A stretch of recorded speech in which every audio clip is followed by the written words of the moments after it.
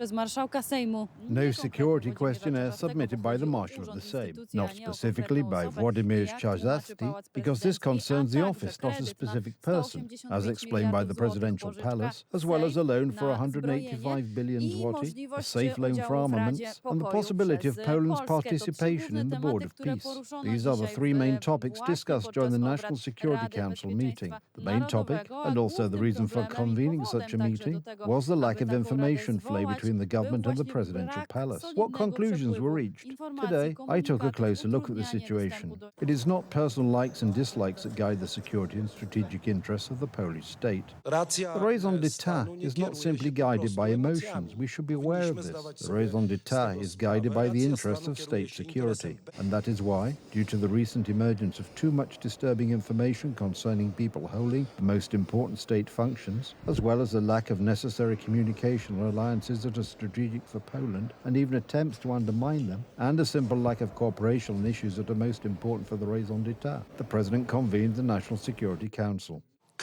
Any information raising doubts about potential contacts with citizens of the Russian Federation or structures associated with the Russian state concerning persons holding the highest offices must be thoroughly investigated. But the Marshal of the Sejm is not only a political function, it is a constitutional function embedded in the continuity of the state, and everything that concerns it also concerns the state and its security. The Marshal of the Sejm is one heartbeat away from the presidency. If God decided to take the President of Poland from this world today, tomorrow the duties of the President will be performed by Marshal Władimir Czarzasty. Every Member of Parliament has access to classified information by virtue of their office under Polish law. If they wish to obtain top-secret information, they must complete a special security questionnaire. That's what the President reminded us about. The government knows this. I filled out such a questionnaire. The verification took some time, and I gained access to top-secret information at both the NATO and national levels. But everyone here decides for themselves, and everyone must also decide whether they want to have this access.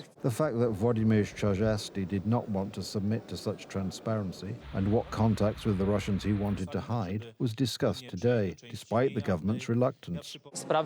Matters concerning one politician or another should certainly not be the subject of deliberations by the National Security Council. But it was not about the Speaker of the Sejm himself. The Council discussed security and threats resulting from the lack of access to top-secret information, as confirmed by a security survey. These threats result solely from the law. No one has checked the Marshal of the Sejm for 27 years. It is not a question of the name, it is a question of the function performed, it is a question of the office. It does not matter what the Marshal's name is. It is about the facts and it is about the security of the Polish state. There are more problems. The government consistently refuses to provide the President with information and consultation on matters of utmost importance to the Polish state, such as the EU's safe loan for armaments. To put it mildly, relations with Poland's most important ally, the United States, are also being discredited. And although the head of the National Defense insists that it remains strong, yesterday I had a long conversation with the US ambassador, and I would like to assure you all of the strength of the Polish-American alliance. We care about this alliance, and I personally am doing everything I can to ensure that this alliance, in the areas of military defense, geopolitics and strategy, is maintained. A few hours later, Donald Tusk bombarded us with the news that he has refusing Poland's participation in the Board of Peace. In the current circumstances, when it comes to the principles, the status of this board, its immediate goals, mainly related to the reconstruction of Gaza, certain doubts of a, I would say, systemic nature regarding the shape of this board mean that, in these circumstances, Poland will not join the work of the Board of Peace, but we will continue to analyze the situation. The President is very concerned about the government's position.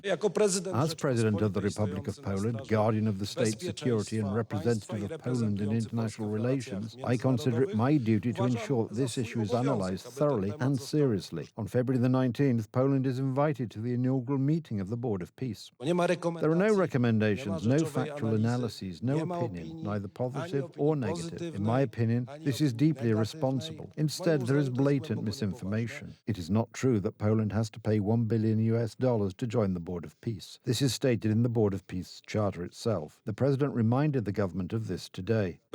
National security cannot tolerate a decision-making vacuum in which key international issues remain unaddressed. Soon, Europe may be flooded with another wave of illegal migration.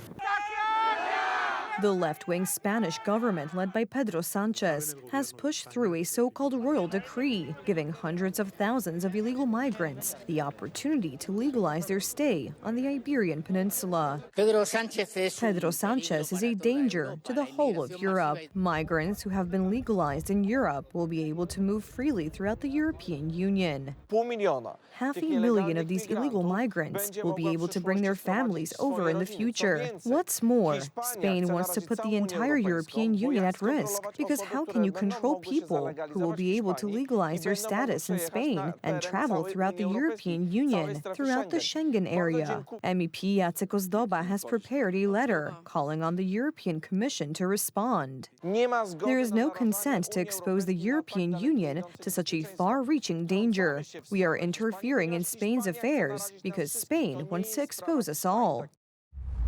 Among other things, the parliamentarian called for detailed explanations and an investigation into whether the actions are in line with European Union law and whether they threaten the functioning of the Schengen area.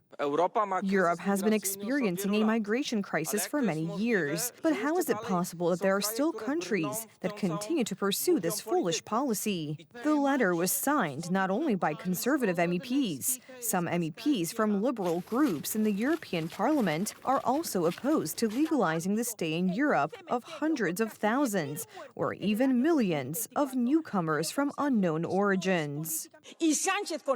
Sanchez wants to use this action to hide his corruption and his defeat at the polls, to manipulate voters' votes in order to stay in power. Therefore, Commissioner, I ask you to activate the mechanism and call for an explanation. The Spanish government's decision to legalize hundreds of thousands of illegal migrants and the European Commission's lack of response is yet another example of the extreme hypocrisy of EU migration policy.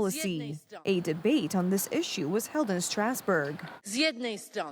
On the one hand, the Commission imposes the principle of compulsory solidarity and relocation of migrants. On the other hand, when a left-wing government allows 500,000 illegal migrants into Europe, the Commission claims that migration issues are an internal matter for member states. Really? This is hypocrisy of the highest order. The Sanchez government has violated its obligation to protect the external borders, thereby violating the Schengen rules, and the Commission is not responding. This is a serious matter, because if the European Commission does not react, the law introduced by the Sanchez government could lead to another uncontrolled wave of migration. Prime Minister Sanchez claims that the main reason for this decision is its moral righteousness. Prime Minister Sanchez, your government is known around the world for corruption and supporting the communist regime in Cuba. In the name of public morality, please address these issues instead of exacerbating the migration crisis in Europe. If the family reunification regulation is applied to them, this amount should be multiplied many times over. This is the chaos and destruction of security that the Spanish and left-wing government is leading to. I believe that neighboring countries, which are also in the Schengen area, should immediately introduce border controls to prevent these migrants from flooding into the entire European Union. Even MEPs from the center-left groups in the European Parliament have expressed similar views. Giving amnesty to 500,000 irregular migrants is a direct challenge to the Schengen area. It undermines our common efforts to strengthen our borders and tackle illegal migration. And it's also very clear that we see now Prime Minister Sanchez. He seems to live in an alternative reality where political survival comes first. However, the discussion also featured the familiar mechanisms of emotional blackmail, where accusations of hatred replace substantive discussion. We can observe two models of behavior. Yours, the one in which walls are built, is a model of fools and fear. Ours is a model of rights, integration, and the future. You focus on hatred. We focus on strength and coexistence. Under the guise of humanitarianism, the left-wing elites are carrying out an operation that strikes at the foundations of Spain and Christian Europe, because mass migration from the Middle East and Africa to Europe is not just a matter of economic collapse. Hablo de matrimonios fraudulentos. I am talking about fraudulent marriages, polygamy, entire families living on welfare due to abuse of family reunification, slums where no one works, and those from which our compatriots are being expelled because they no longer recognize themselves. The arrivals terminal at Barajas Airport is an uncontrolled black hole. Mafias are stepping up their activities in southern Spain. Among the controversies caused by the new regulations of the left-wing Sanchez government is the decision to allow illegal immigrants to legalize their stay without even having an identity card.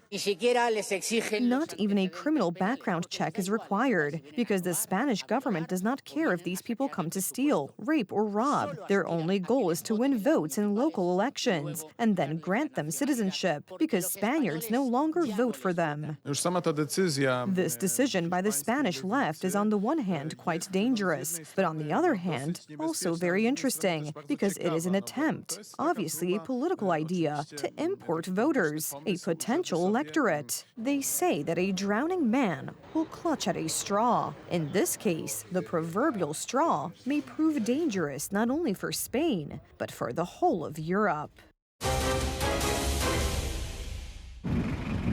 First, the lights go out, then transport grinds to a halt, and finally the entire economy collapses. Cuba is experiencing an energy shock that is slowly turning into a social crisis. For years, the island has functioned thanks to imported oil. When the flow dries up, everything stops, from power plants to public transport. The situation has gotten much worse. It was always hard, but now I can see that it will get worse and worse. Eventually, we will run out of electricity, gasoline, even gas for cooking. The source of the problem lies outside Cuba. For years, Havana was connected to Venezuela for energy, and partly also to Mexico. After political changes in the region, this system collapsed. The lack of oil supplies means that more than just fuel shortages for the island. It is a blow to the foundation of the economy. Washington is using the situation as a tool of pressure. The U.S. administration is warning countries in the region against supporting Havana, announcing secondary sanctions against those who try to circumvent the restrictions. I would like to see dialogue between Cuba and the United States, so that we don't have to go through what we are going through now, a lack of oil, electricity and basic necessities, so that everything works better.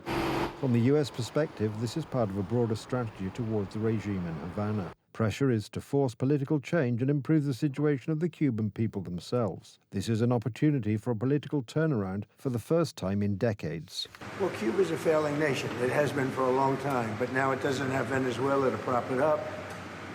So we're talking to the people from Cuba, the highest people in Cuba, to see what happens. I want the people that came here that were horribly treated by Cuba to be taken care of, to be able to go back and do what they have to do. They have their family there. They haven't been able to see them in years, many, many years. So I think we're going to make a deal with Cuba. Havana is loudly signaling its readiness to talk. After years of tough rhetoric, there is room for diplomatic maneuvering because economic pressure is growing faster than the ability to neutralize it. We are sure that there are many issues that we could discuss, including many on which we have differences, and that perhaps many of them could find solution if there were to be a dialogue between the two countries. The crisis also has an international dimension. Mexico is suspending oil supplies for fear of sanctions. This shows that regional pressure is working. No está bien. You may agree or disagree with the Cuban government, but the people should never suffer the consequences.